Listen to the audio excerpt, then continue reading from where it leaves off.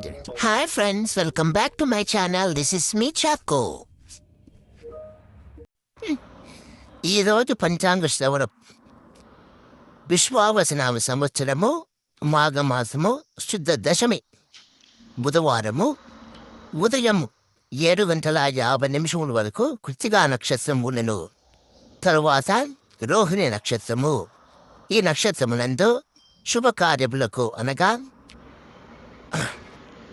నామకరణములు, ప్రయాణములు, వెంట్రుకలు పుట్టుటకు, చెవులు కుట్టించుటకు ఇటువంటి కార్యములకు శుభముగా ఉండును.